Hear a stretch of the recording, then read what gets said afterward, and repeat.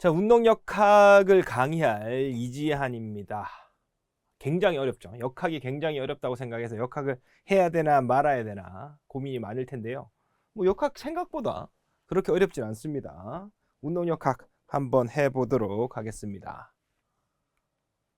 자, 운동역학은 뭐냐? 이거 굉장히 중요합니다. 운동역학 우리 왜 배우냐? 운동역학을 왜 배웁니까? 운동역학 목적 알아야 되겠죠.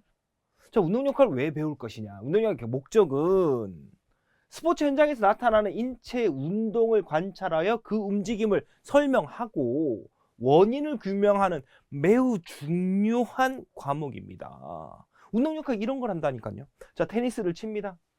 테니스를 치는데 공이 빠르게 올지, 공이 또 회전을 많이 먹어서 올지, 공이 바닥에 부딪히고 나서 높게 뜰지 낮게 뜰지, 이걸 어떻게 할 수 있을까요?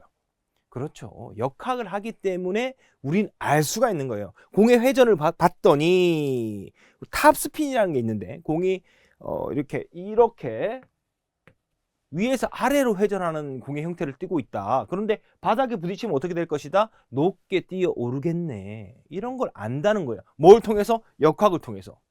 그럼 역학이 중요한 과목이냐라고 얘기하면 매우 중요한 과목입니다.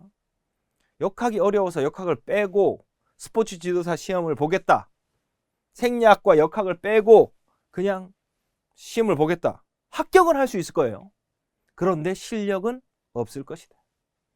그래서 운동역학 굉장히 중요한 과목입니다. 이 과목을 빼놓고는 스포츠를 지도하는 게 의미가 없다니까요. 나오지 않습니까?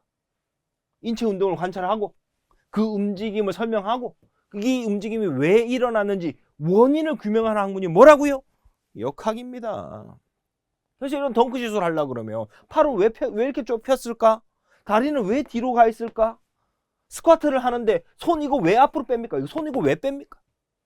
역학 공부 안 하면요, 이 자세가 왜 일어났는지 알지를 못한다니까요. 이 자세를 카운터 밸런스라고 해요.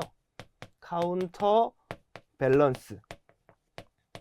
이 뒤에서 이제 배울 건데, 이런 동작을 통해서 이렇게 스쿼트 자세 앉을 때 밸런스를 무너지지 않게 해주는 겁니다. 이래도 역학이 중요하지 않을 것 같습니까? 역학을 공부하지 않은 트레이너는 그냥 아무것도 모른다 생각하시면 됩니다. 운동을 지도하는데 정말 중요한 과목이고요. 자, 그러면 이 역학이 왜 필요하냐? 운동 역학이 뭐냐? 사실 이 정의는 알았습니다. 앞에서 정의였죠. 그럼 이거 왜 필요하냐? 목적, 필요성 너무 중요하죠. 보십시오. 경기력 및 운동 기술 향상시키려고 그러면 뭐가 필요하다? 역학이 필요한다는 겁니다.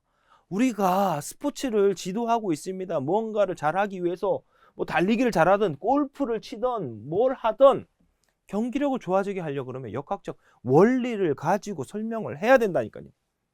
그래야 선수들이든 동호인이든 누구든 간에 이해를 하고 이런 동작을 해야 되는구나 알 수 있다는 거죠. 자, 여기 보겠습니다. 우린 이것을 포즈 메소드라고 합니다. 포즈 메소드 주행법이라는 게 있어요. 이겁니다. 이게 뭐냐 하면 달릴 때 다리를 이렇게 접어줍니다. 다리를 이렇게 접어주게 되면 다리를 이렇게 뛰면서 다리를 이렇게 접어주게 됩니다. 다리를 접고 여러분 고관절을 사용해서 이렇게 움직여 보세요. 다리가 굉장히 빠르게 움직일 수 있어요. 고관절을 중심으로 다리를 빠르게 회전시킬 수 있다는 걸 알게 됩니다. 이 자세를 통해서 뭘 할 수 있을까요? 달리기의 속도를 높일 수 있습니다. 이런 포즈 메소드라는 게 있는데 이런 것들은 역학을 통해서 알 수가 있다니까요. 자, 그 다음에 부상 방지 및 안정성 향상. 요거 뭘까요? 테이핑요. 테이핑 왜 합니까? 관절에 안정성을 심어주기 위해서, 부상을 또 방지하고. 그런데 역학 안 할 이유가 없겠죠. 자, 스포츠 장비 및 분석 장비 개발. 여러분 휴대폰 갖고 있습니다. 핸드폰을 갖고 있을 거예요. 거기에 보면 이런 카메라들이 달려 있죠. 이런 카메라를 가지고 뭘 합니까? 동작 분석을 하죠. 내가 골프를 치는데 골프의 어떤 자세가 잘못되어 있구나. 물론 우리 이 수업을 듣는 수강생 여러분들은 보디빌딩이란 자격증도 딸 거고 수영, 골프, 테니스 54개죠. 54개입니다. 54개의 종목들을 이제 서로 다르게 따려고 할 겁니다. 그런데 그런 여러분들이 지도하고자 하는 운동, 스포츠에 이렇게 부상 방지하고 안정성 향상시키고 스포츠 장비 및 분석 장비 이런 걸 가지고 역학을 알아간다면 얼마나 좋겠습니까? 그래서 이 카메라와 관련되어 있는 기술들을 개발하고 하는 사람들이 이제 운동 역학자들이 포함되어 있는 경우가 굉장히 많죠. 움직임들을 카메라를 통해 가지고 봐야 되니까. 자, 그 다음에 운동 장비, 운동용 기구 개발. 자, 여기 보았더니 뭐가 있습니까? 러닝화가 있죠. 마라톤화가 있습니다. 이렇게 비싼 아주 고가의 마라톤화 장비들을 보면 특히 여기 미드솔이라는 부분이 있어요. 이 가운데 부분에 있는 깔창, 여기에 소재 굉장히 중요합니다. 이 소재는 탄성이 높고 반발력도 높고 한 것들을 사용해서 속도도 높이고 부상도 방지할 수 있고 여러 가지 소재들이 이렇게 사용돼야 돼요. 그러다 보니까 이런 장비들, 용품들 개발하는데 역학이 매우 중요한 역할을 하고 있다. 이거 한번 보세요. 이걸 딱 보고 나서도 아, 나 역학 공부 안 할래. 이렇게 할 수가 있을까요? 자, 제가 다른 과목들을 비난하거나 이렇게 뭐 흠잡으려고 하는 건 절대 아닙니다. 그런데 우리가 삼국시대의 체육을 뭘 했고 조선시대의 무언가의 체육을 했고 하는 것들은 공부하면 좋은데 실제 내가 운동을 가르치는 데는 큰 도움이 되지 않아요. 그래서 이거 역학 꼭 선택하십시오. 운동 역학을 선택해가지고 시험에 떨어진다 하더라도 역학 공부는 해야 됩니다. 역학과 생리학 굉장히 중요해요. 스포츠 과학을 이루는 두 개의 축이 역학과 생리학인데 이 두 개 과목을 빼버리고 스포츠 지도사 시험을 준비한다? 그건 말도 안 되는 소리입니다. 상당히 중요한 내용들이 많이 나오고 있죠. 자, 이 내용들은 이해하시면 돼요. 굉장히 뭐 이걸 뭐대로 외웁니까? 역학을 하게 되면 이러이러한 것들을 하더라. 얼마나 좋습니까? 이거 시험에 나와요. 이게 시험에 상당히 많이 나옵니다. 그렇기 때문에 요거 이해를 하시면 가장 좋고 안 되면 이제 암기를 조금 해야 될 것 같습니다. 할만할 것 같지 않나요? 역학. 저와 함께 한번 해보시죠. 자, 역학에는 학문 영역에는 어떤 게 있냐? 운동학이라는 게 있습니다. 그 다음에 운동역학이라는 게 있습니다. 운동학과 운동역학을 합쳐서 그냥 우리는 운동역학이라고 불렀어요. 근데 사실은 운동역학 안에는 운동학이라는 것도 있고 운동역학이라는 것도 있습니다. 그래서 이거 구분할 줄 알아야 돼요. 구분하는 문제를 물어봅니다. 역학 시험에 이걸 물어보는 게 나온다고요. 자, 운동학이라는 건 뭐냐? 움직임의 원인을 생각하지 않고 운동체의 변이, 거리, 속도, 가속도, 그 다음에 각가속도 등을 연구하여 운동 상태를 기술하는 게 뭐다? 운동학이에요. 이렇게 되니까 뭔 소리인지 하나도 모르겠죠. 아, 이거 오늘부터 이제 암기를 해야 되다. 아, 그럴 필요가 없습니다. 일단 이해를 해봅시다. 자, 이 사람이 공을 찼습니다. 공이 빠르게 간다. 빠르게 간다. 이건 뭘 의미한가요? 그렇죠. 속도를 나타낸 거죠. 이 공이 왜 움직이는지는 몰라요. 이 공이 왜 움직였나요? 이 사람이 발로 찼죠. 근데 그거엔 관심이 없어. 이 공이 빠르게 가는지, 이 공이 높이 있는지, 이 공이 어디에 있는지 힘은 연구하지 않아요. 그것이 운동학입니다. 골프공이 빠르게 가나요?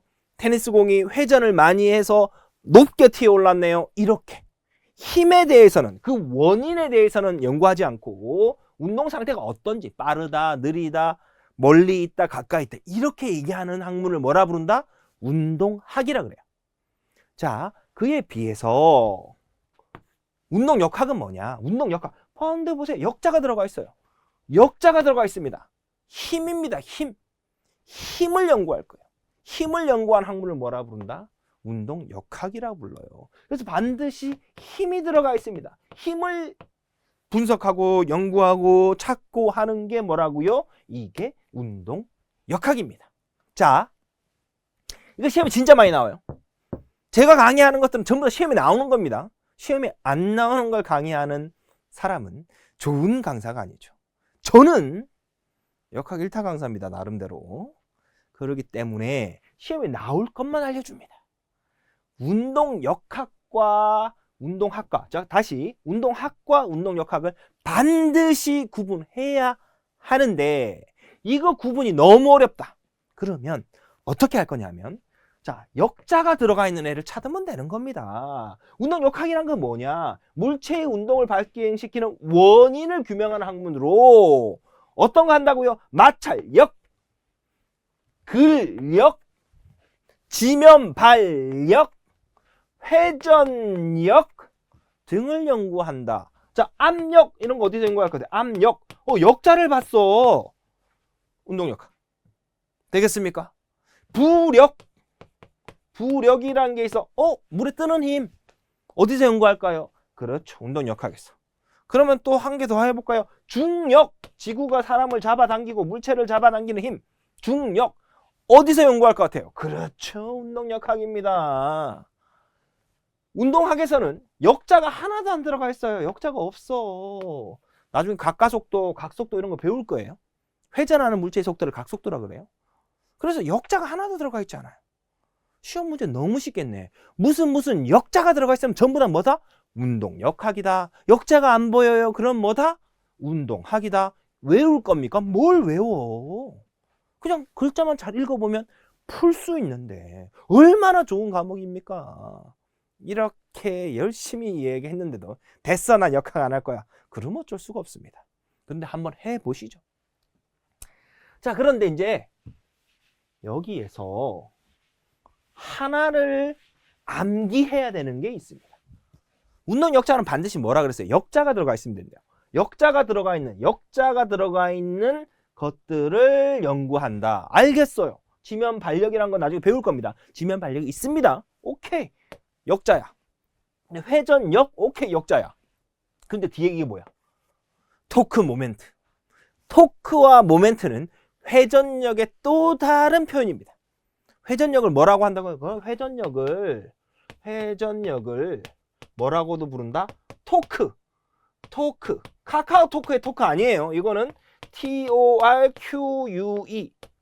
요거의 한글로 쓴 겁니다. 토크. 회전력을 토크라 불러요. 그 다음 모멘트. 회전력을 또 모멘트라고 부릅니다. 그래서 회전력은 두 가지 이름을 더 가지고 있다. 회전력은 뭐냐? 회전하는 힘인데 토크라는 애도 있고 모멘트라는 것도 같은 표현이다. 요거는 이제 암기를 좀 해두시면 좋습니다. 운동학과 운동역학 구분하겠네요. 역자가 들어가 있으면 뭐야? 운동역학. 역자가 안 보이면 뭐다? 운동학. 아시겠습니까? 쉽습니다. 어렵지 않아요. 운동역학이 어려운 게 나온 것 같아요. 그럼 어떻게 하면 된다? 어려운 건 그냥 시험 문제 딱 봤어. 막 계산해야 돼. 복잡해. 어려운 것 같아. 그냥 찍으면 되지. 어차피 우리 시험은 60%만 합격하면 됩니다. 60%만 맞추면 합격하는 과목입니다. 그죠? 20문제가 나왔는데 여기서 12개 이상만 맞추면 되는 거잖아요. 할만해요? 충분히 할만한 과목입니다. 자, 또 학문 영역에 들어가서 자, 앞에서 뭐 배웠나요? 운동학이라는 게 있고 운동역학이라는 게 있습니다. 다시 운동학이라는 게 있었고 운동역학이라는 게 있었다. 운동학은 뭐 모르겠어. 뭐 거리, 변이, 속도, 가속도 뭐 이런 얘기를 했어. 근데 운동역학은 반드시 뭐가 들어가 있어야 된다? 역자가 들어가 있어야 된다. 마찰력, 중력, 압력, 부력, 회전력, 토크, 모멘트. 그죠? 토크와 모멘트는 회전력과 같은 표현이다. 자, 그 다음에 이제 학문 영역에 또 나옵니다. 뭐냐? 정역학. 뒤에는 뭐가 있냐? 동역학이라는 게 있습니다. 그럼 정역학이라는 건 뭐냐? 물체가 정지해 있거나, 정역학, 정지해 있대. 그 다음에 정지해 있으니까 정역학인 건 알겠어. 근데 요 부분이 중요하죠. 같은 속도로 움직이고 있을 때 물체에 작용하는 힘을 분석하는 게 무슨 역학? 정역학이야. 힘을 분석하면 운동역학인데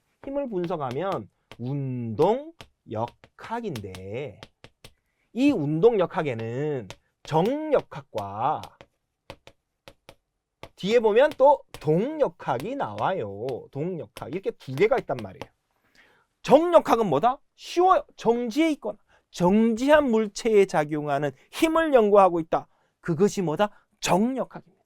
자, 물체가 탁자 위에 또는 지면 위에 놓여 있습니다. 이 물체 안 움직여요. 그죠?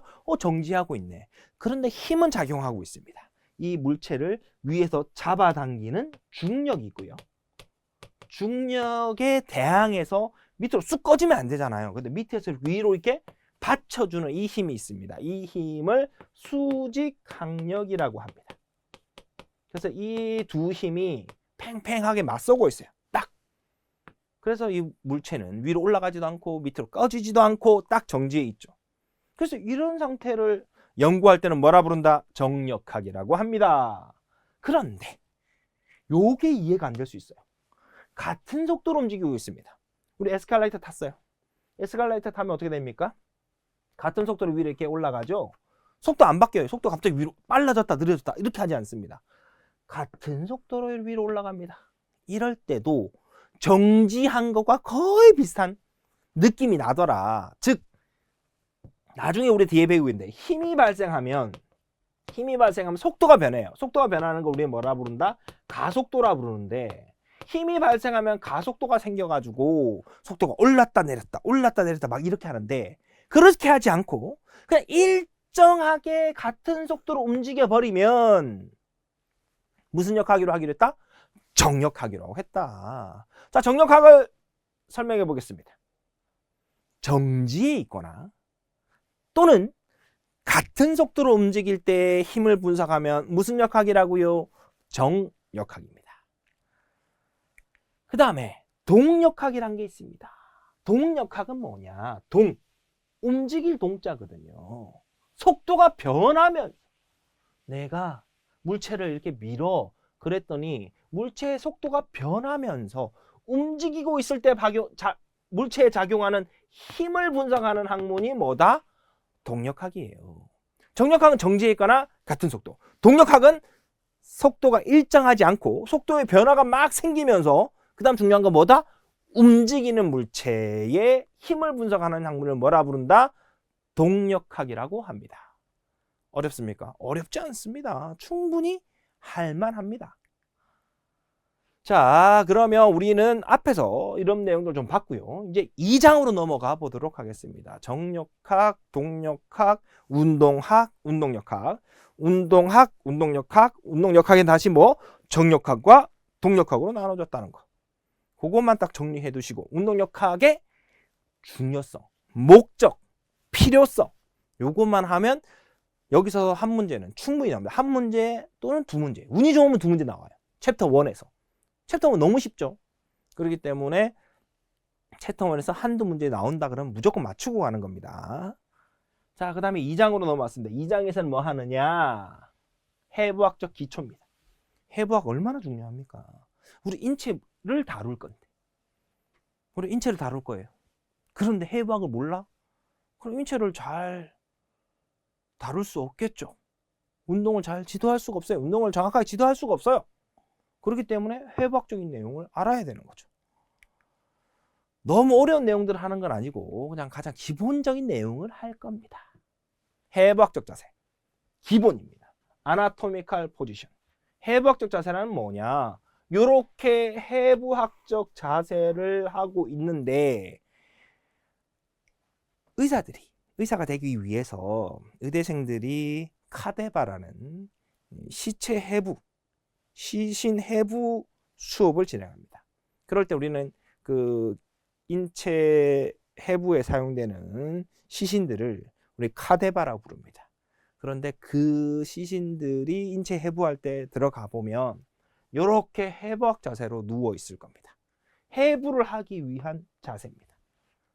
그래서 이 자세를 가지고 뭐 하냐? 움직임을 설명할 때 쓰는 가장 기본적인 자세예요.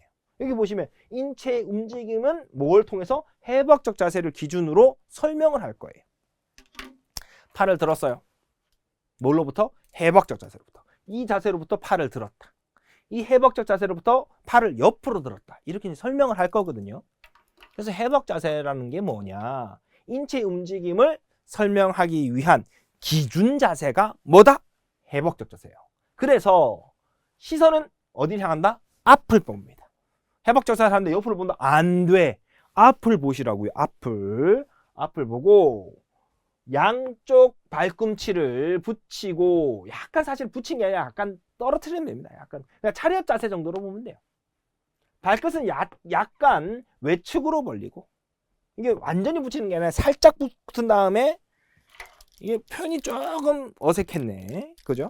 여기서 발 뒤꿈치가 살짝 붙어서 여기서 발은 약간 외측으로, 그러니까 차렷 자세를 생각하시면 된다.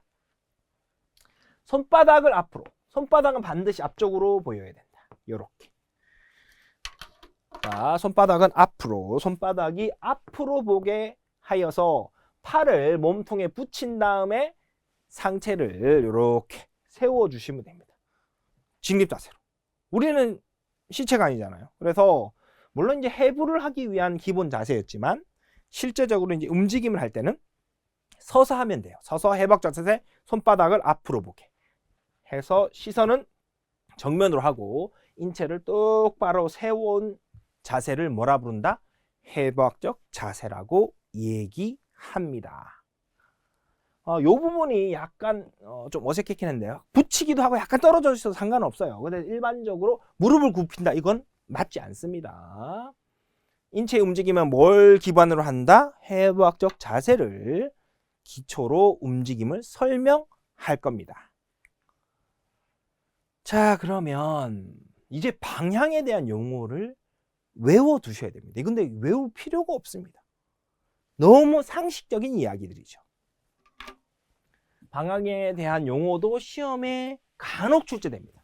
이게 출제되면 너무 고맙죠. 왜냐? 너무 쉬운 표현들이거든요. 상, 슈페리어. 상은 뭘까요? 머리에 더 가까운 쪽입니다. 이 머리에 가까우면 위쪽, 상 이렇게 부릅니다. 윗뒤에 있다고요. 하는 뭡니까? 머리로부터 더 아래에 있는, 즉 발 쪽으로 가까우면 하가 됩니다.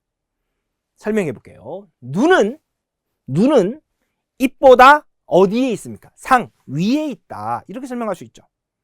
자, 그러면 무릎은 고관절보다, 아니면 무릎은 손보다 어디에 있습니까? 아래에 있죠. 그래서 이걸 설명하는 용어입니다. 방향에 따라서. 상은 뭐라고요? 위쪽. 하는 뭐라고요? 아래쪽. superior, inferior. 이렇게 영어로도 외워두시면 큰 도움이 될 거예요. 그래서 상, 하는 너무 쉽네. 전, 후는 뭘까? 전은 앞쪽, 후는 뒤쪽. 우리 해부학적으로 용어들이 있어요. tibialis anterior. tibialis는 뭐냐? 전경골근을 얘기하거든요. tibialis anterior. 거기 anterior가 뭐냐? 앞쪽에 있는. 우리가 근육 이름 다 외워야 되긴 해요. 운동을 지도하려고 하면. 그러다 보면 이런 뒤쪽에 있는 근육, 앞쪽에 있는 근육, 이 얘기 되게 많이 합니다. 프론트라는 표현도 쓰고, 그 다음 안테리어라는 표현도 씁니다. 그래서 안테리어는 전, 앞에 있는 것은 인체 앞면에 가까우면 뭐라 본다? 안테리어라고 하죠. 얼굴은 앞에 있어요? 뒤에 있어요? 그렇죠. 전, 앞쪽에 있습니다. 후는요, 뒤통수, 뒤쪽에 가까운 거. 그것이 후, 포스테리어가 됩니다. 앞쪽, 그러니까 인체 얼굴 쪽, 앞쪽으로 가까운 것이 전. 엉덩이나 등이나 뒤통수나 발 뒤꿈치 이쪽은 더 어디입니까? 후, 뒤쪽이 되는 거죠. 너무 상식적이죠. 그 다음에 이제 요 부분들이 나옵니다. 요 조금 이제 외워두시는 게 좋긴 해요. 내측, 영어로는 미디얼입니다. 내측은 어디가 내측이냐? 인체의 중심선을 기준으로, 여기 중심선이에요. 이 중심선으로 기준으로 중심선에 가까우면 뭐라 부른다? 내측. 중심선에서 멀어져 있으면 뭐라 부른다? 외측. 이렇게 불러요. 한번 볼게요. 자, 다리입니다. 여러분 이게 무릎이죠. 무릎인데 무릎의 안쪽을 뭐라 부를까요? 내측이라고 불러요. 무릎의 내측. 무릎의 바깥쪽 여기죠. 여기는 뭐라 부를까요? 무릎의 외측. 그럼 해부학적 구조물 중에 인대라는 게 있습니다. 뼈와 뼈를 연결하는 게 인대거든요. 내측, 측부 인대는 뭘까요? 내측, 안쪽에 있는 측부, 옆쪽에 있는 인대다. 그래서 다리의 안쪽에 있는 인대를 내측, 측부 인대라고 해요. 그러면 무릎의 바깥쪽에 있는 인대를 뭐라 부르냐? 외측, 측부 인대. 무릎의 바깥쪽에 있는 인대다. 얼마나 쉽습니까? 그래서 이런 인대의 위치를 설명하거나 힘줄의 위치를 설명하거나 근육의 위치를 설명할 때 내측, 외측 이런 표현을 써요. 내측 광근, 넓은 안쪽에 있는 넓은 근육이다. 외측 광근, 대퇴사두근에 이렇게 들어가 있죠. 내측 광근, 외측 광근 이렇게 얘기합니다. 무릎의 다리의 대퇴부의 안쪽에 있는, 내측은 안쪽에 있는, 그 다음에 외측은 바깥쪽에 있는, 영어로는 미디얼, 외측은 레터럴 이런 거 씁니다. 상당히 많이 써요. 진짜 많이 써요. 여러분들이 고객들을 지도하다 보면 고객들이 부상을 당했을 수도 있습니다. 부상당해서 진단서를 받으면 진단서에 내측, 외측, 위쪽, 아래쪽 어디 부상 위치를 막 설명해 놔요. 진단서에. 그럼 그때 내측과 외측을 모르면 여기가 뭔지를 모르잖아요. 그런데 내측은 안쪽이고 인체 중심선을 기준으로 안쪽이고 외측은 중심선을 기준으로 바깥쪽이고 이걸 안다면 좀 더 사람들을, 우리 고객들을 잘 지도할 수 있겠죠. 저도 트레이너예요.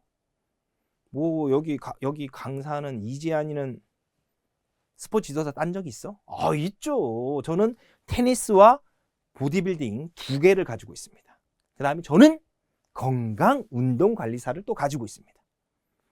고객들 많이 트레이닝 시켰겠죠. 저는 26년 했어요. 26년에 트레이너를 했습니다. 얼마나 많이 해봤겠습니까? 26년 동안 이런 걸 가지고 밥 벌어먹고 살고 있는 거예요. 그래서 운동 지도할 때 이 내용들이 진짜 중요하다는 얘기입니다. 근위, 원위, 이건 영어로는 proximal, 원위는 distal 이렇게 부릅니다. 원위와 근위가 될 때는 뭘 중심으로 하냐? 몸통을 중심으로. 자, 여기 몸통입니다. 몸통을 중심으로 몸통에 가까이 있으면 뭐라 부른다? 가까이 있으면 proximal, 근위. 몸통에서 멀어지면 뭐라 부른다? distal, 원위 이렇게 불러요. 또 보도록 하겠습니다. 어깨 관절은 팔꿈치 관절보다 어디에 있나요? 그렇죠. 근위에 있습니다. 몸통에 가까이 붙어 있죠. 그 다음에 손목은 팔꿈치 관절보다 원위에 있나요? 근위에 있나요? 손목은 팔꿈치보다 원위, 멀리 있다는 거예요. 그래서 몸통을 기준으로 몸통에 붙어 있으면 뭐라 부른다? 몸통에 붙어 있으면 근위.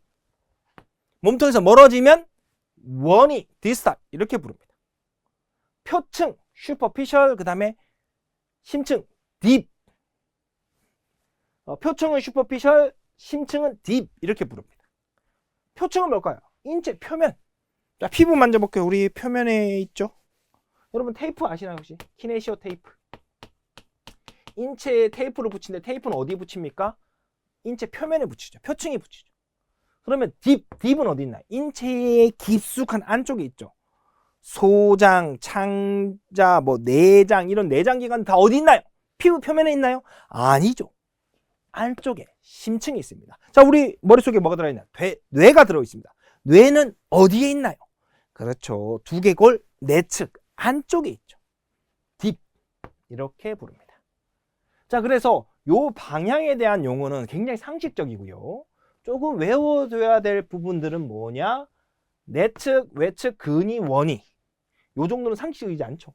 잘 쓰는 말은 아니다 보니까 요거 정도도 알아두셔야 되겠습니다.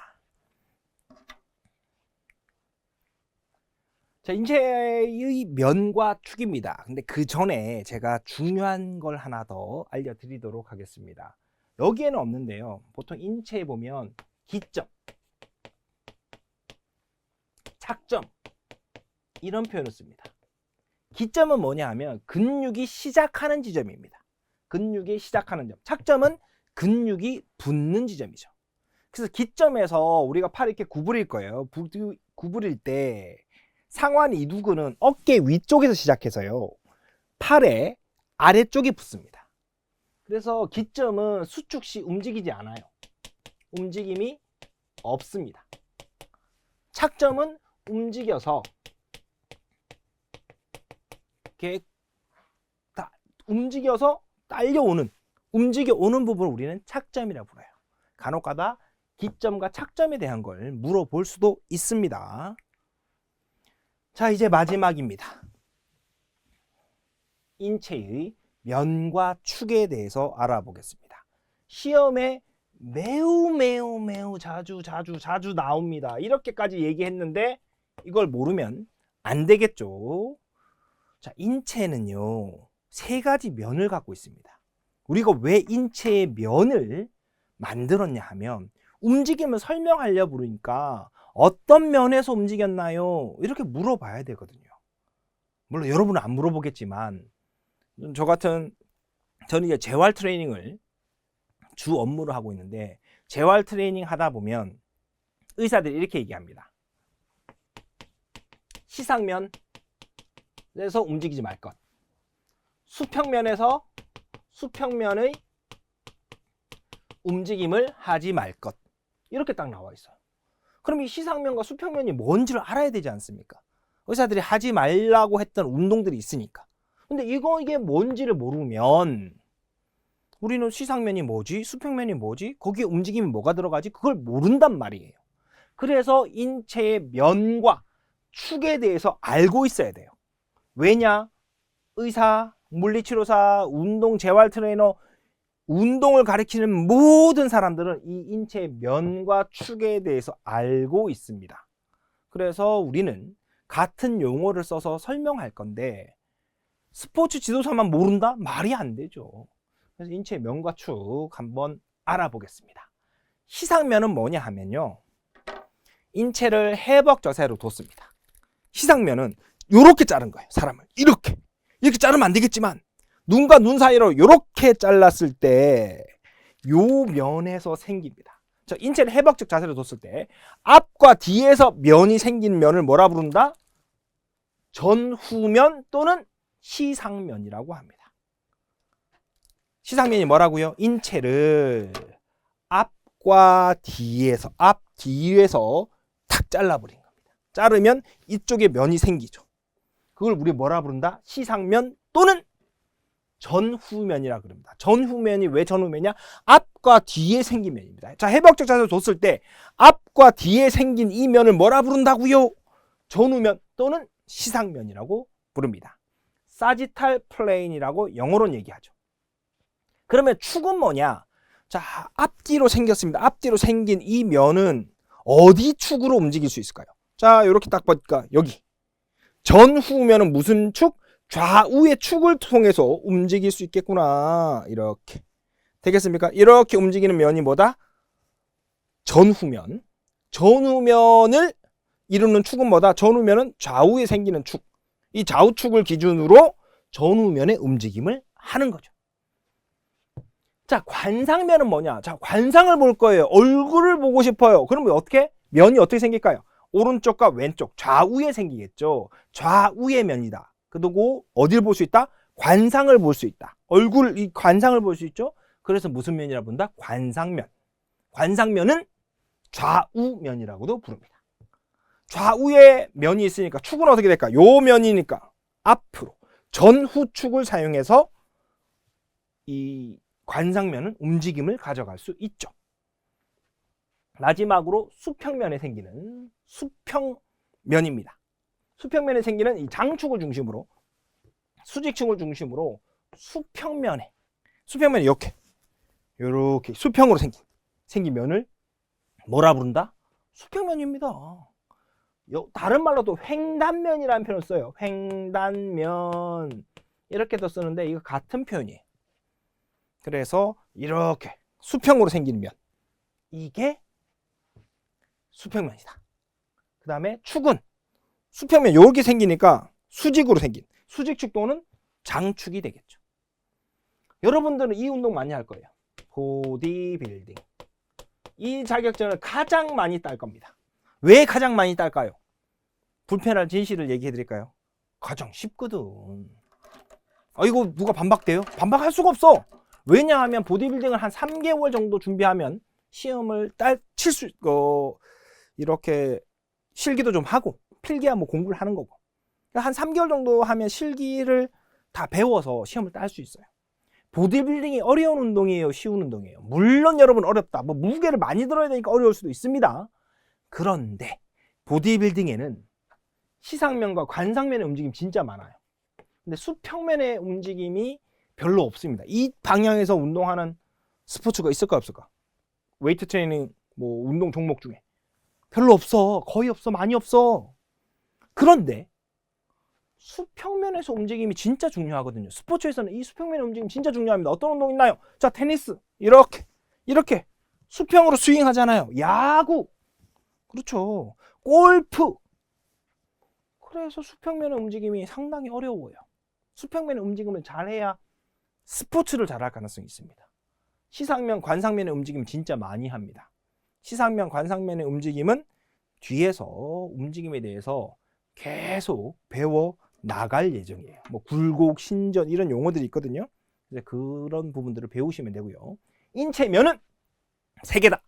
다시 정리해 보겠습니다. 해박적 자세를 기준으로 앞뒤를 잘랐습니다. 앞뒤에 생기는 면입니다. 무슨 면? 시상면, 전후면. 자, 이번에는 관상을 보네요. 관상면. 근데 이 관상면은 어느 면에 생겨 있습니까?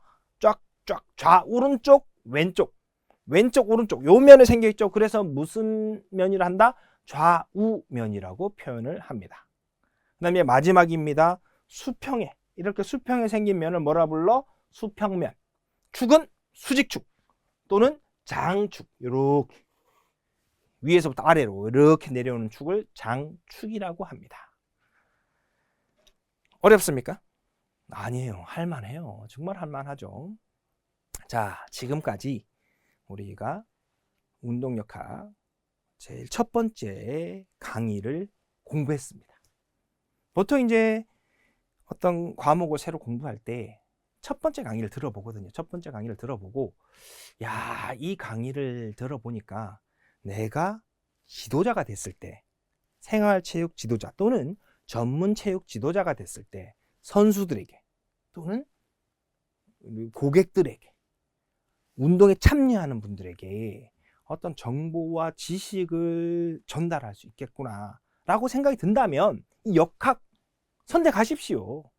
어렵다 할지라도 선택해야 됩니다. 합격하고 나면 이 역학에 대한 내용들이 너무 많이 사용돼요.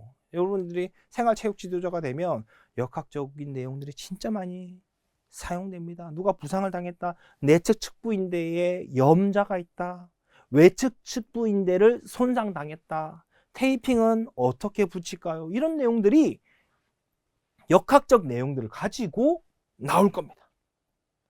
그러니까 앞으로 남은 역학 강의들이 많이 있으니까요, 시험 보기 전까지 역학을 충분히 공부해서 역학 쉽다, 쉽게 12문제 이상은 맞출 수 있도록 제가 도움을 드리겠습니다.